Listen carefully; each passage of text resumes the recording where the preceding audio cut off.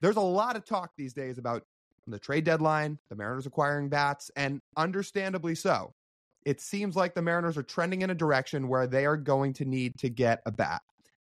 But Jeff Passan was on Brock and Salk this week on 710 Seattle Sports. And he was talking about how he feels like the Mariners have had to try to thread the needle with a lot of trades. With him now saying, if they go get a bat at the deadline, it can't be a trade where they attempt to thread the needle. It needs to be a surefire guy. Those are the words he used, surefire guy. So TJ and I started to sit here and think about who's a surefire guy. And as we dive into this subject here, I'll kick it off with this. I'm not sure there is one. The only surefire guy, it feels like, in the last 2 seasons is Juan Soto. Right? Like total surefire trading for a bona fide future. In that case, Hall of Famer, but at least all-star. Guaranteed. Sure. Right? That's it. And the way Passan framed it, I like how he framed it. It's like, okay, think about Jerry DiPoto and their competitive trade deadlines. The deadlines, the one deadline, the Mariners went out and swung big for a big piece. Luis Castillo went to the playoffs, immensely successful. They knocked the trade out of the park. Every other deadline has been try this, try that. Like, this might work out. And ultimately it hasn't. Right? Not totally. Not enough to push them across the finish line. I personally thought their 2021 deadline was awesome. Just personally. Oh, okay. Any bias there? Do you have any bias there? A lot. Yeah, actually. A lot. Yeah. Anyway, Passan is right, though. Now getting back to a serious note. The trade, they made a big swing. Yeah, they went to the playoffs. They got Luis Castillo. They traded a decent, not a decent amount, a good amount to go get him, but it worked. They went and extended him shortly after. Mariners went to the playoffs and broke the drought. So yeah, Passan's right. They better go get a guy if they're really going to trade prospects that they know is going to help them and actually level up this offense. Let's start with candidate number one for seeing like total surefire, Vlad Guerrero Jr. He's been a hot name this week. The idea sounds great. Former number one prospect. The dude had a historic 2021 season. He was an OPS over 1,000, crushing the baseball in the air, a ton of home runs, an unbelievable baseball player. Like what every team dreams of in their number one prospect doing is what Vladdy. And I think that's what we thought Vladdy was eventually going to do when he got to the big leagues, was what he did in 2021. Like, son of a Hall of Famer, and potentially a future Hall of Famer. Well, he's gone in the complete opposite direction since then. He's been a good hitter since then, but perhaps not good enough, and especially not good enough in the light of Blue Jays fans. If you look at his Baseball Savant page, you can tell one thing. He still hits the ball extremely hard. He doesn't strike out a whole lot, and he walks at a well above league average amount. In fact, below league average strikeouts, above league average walks. So when I give you the combination of that, he hits the ball extremely hard, he walks a lot, and he doesn't strike out a lot. You'd say, slam dunk, easy. He's been average to well below average in value in both batting, base running, and fielding this year. Like, the value as a player is not really there. He's not launching the ball at all. Passan said this in his interview this week, too. He's got the Julio effect right now. He's hitting the ball hard. Nothing's elevated. Nothing's in the air. And his Savant profile backs that up. That's why he's only got 4 homers. So I wrote all these guys' slash lines out for guys we're going to talk about, just to give people a little bit of a synopsis of what they're up to right now. So Vladdy, he's got, I won't read the whole slash line. I'll just do this. He has a 757 OPS, 4 homers, 123 WRC plus. 123 WRC plus is good. Vladdy is having, by league standards, a good year. Now, the reason he is 23% above league average right now with a 757 OPS is because of the reasons we've talked about for a while now. Offense is way down in baseball this year. That being said, if the Mariners pick up the phone to call Ross Atkins and the Blue Jays and say, we're interested in Vladdy, the Blue Jays are not going to respond with, okay, he's been a 120 WRC plus guy this year. Let's think of a fair trade package. No, they're going to be asking for, this is Vlad Guerrero Jr., the star. This is going to cost you a lot. So he has a year and a half of club control.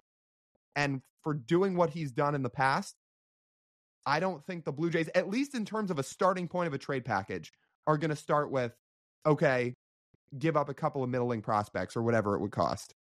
Consider this too. He's not going to be cheap next year. We forget the trade package. He's going to cost at least $26 million next year, if not more, right?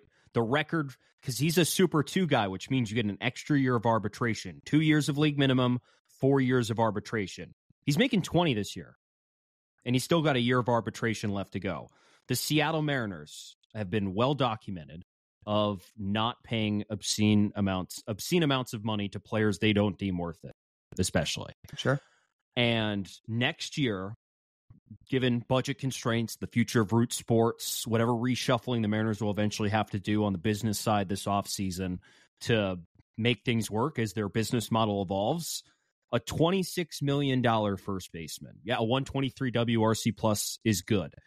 Is it worth, in the eyes of Jared Dipoto and Justin Hollander, who look at these things in a value sense? Would Vlad Guerrero Jr. right now make the Mariners lineup better? Absolutely. I think he would. If the price was not over the top, I would absolutely deal for Vlad Guerrero Jr. But this isn't just a this year thing for Vladdy, because you would have him on your roster next year as well. And as I mentioned, he offers no value defensively. He offers no value on the base paths, and he can only play first base right now as he is. So that leaves you having to play him, having to pay him, and pay an exorbitant amount of prospects for a first baseman in today's day and age slugging 385, right? You get that right now. Do you feel like, Lyle, Ty France figures things out? I'm not saying Ty France is Vlad Guerrero Jr., but Ty France can slug 385, right? Yeah, for sure. There's no doubt about it. Yeah. So, okay, so let's conclude with this, right? And we can kind of conclude this way with every guy we talk about. Like you said, would he make the Mariners offense better? Yes. Is he right now a surefire guy? My answer is no. No. And not in the ballpark either. Like, people have legitimate concerns of how hitters adapt to playing in T-Mobile Park. I honestly don't know how Vlad Guerrero Jr. would adapt to T-Mobile Park. Some people would be very scared to find out. Sure. Very scared to find out. The worst thing that can happen is that you trade for a guy in his physical prime and technically hitting prime to come to T-Mobile Park and struggle even more. A guy who already struggles to elevate the baseball, when he does elevate the baseball, realize the ball's not flying anywhere. Right. It's not going over the fence. It's getting caught on the warning track. And as we can see, it affects guys a lot. So we're going to go through about 6 guys on this list, and then there will be one additional one at the end. But we're going to go through 6 guys. So far, the answer is no from me, no from TJ on Vladdy. So candidate number 1, it's a double no. Can I just say, I'll say, am I allowed to say maybe? Like, I would. Is Vladimir Guerrero Jr. a surefire? No, he's not a surefire. Okay. That's the question we're answering. Yes. That's the question. So not would we acquire it. Right. We are collaborative 1 for 1. So with that, let's move on to candidate number 2. But we're not traveling very far to find him. In fact, we're not even traveling outside the Rogers Center. We're just moving over to his infield mate in Bichette, who is also rumored to be on the trade block because the Blue Jays aren't winning games. They're 10 out of the AL East. They're not playing great. This roster feels like it's aged. It doesn't feel like it worked out. I'm not saying the Blue Jays are going to totally fire sale, but they may retool some things here in the next year or so, and that could be at the deadline. Here's what Bichette's done so far this year. He has a 638 OPS, 3 home runs, an 84 WRC+, 6% walk rate, 15% K rate. He has a year and a half of club control, just like Vladdy does. Now, Bichette has not had a good year defensively. Has he had good defensive years in the past? Yeah. He's not playing well defensively this year. However, because his overall package would entail and bring more defensive value, period, just because he's a middle infielder, not a first baseman, and has played well defensively in the past, the asking price on Bichette may be higher than what it is for Vladdy. The difference is Bichette's been about 30% worse as a hitter than Vladdy so far this year. So here we go again with yet another guy who is a household name, but isn't playing like it right now. He's a coin flip of what you get defensively at shortstop before we get to his bat. If you look at his defensive runs saved by season, it's since 2021, +2, -16, +5, -3. What are you getting? Like, what are you getting? And again, these are peak physical years for Bo Bichette. What are you getting at shortstop? Right? So that's question number one. Because if you trade for Bo Bichette, he's playing shortstop. You didn't trade for him to play second base. Are you sure? Are you sure Yes. they don't make him play second? Yeah. I'm pretty sure. And they don't have if you are giving up the prospect third? capital it's going to be required, then I would assume so. Because Bo Bichette, when he hits free agency, is going to be a shortstop. So he's not, I don't think, going to a new team going to just step aside. Now, that's a bridge the Mariners would eventually have to cross, but inner feeling, it feels like that he would be playing shortstop. Just a feeling. But anyways, so money-wise, he's making 12 this year. He's making 17.5 next year before he hits free agency. So like Vladdy, he has a year and a half. And this is the conundrum the Blue Jays are in. They need to decide which one of their stars they're paying, if they're going to pay stars. So they have a pretty high payroll at this point anyways. They've paid a lot of guys, and now they have their 2 young stars coming up towards free agency. And if they want to get a deal done, they get a deal done. If they don't want to get a deal done with these guys who, like I said, are not trending necessarily in the right direction to earn themselves historical money at premium positions, it's not great for them. And if you look at Bo, too, he's been a really good offensive player for most of his career. He's fallen off a cliff offensively this year, in a year where he should not. His bat speed's not declining, really, but all of his quality of contact stats this year have been bad. I will note he had a terrible April, but he's been a little bit better in May. As a 114 WRC plus in May. That's good. But much like Vlad, Lyle, below average value in hitting, fielding, and base running by Baseball Savant. All 3 for someone who's not supposed to be slow, not supposed to be a bad defender, and not supposed to be a bad hitter. And yet he is below average in all 3. Bo Bichette was a 4 F4 player in 21, 22, and 23. And now here in 2024, like you just highlighted, it's all trending down. You want to talk about his bat. He's not barreling anything up right now. He's not hitting the ball hard.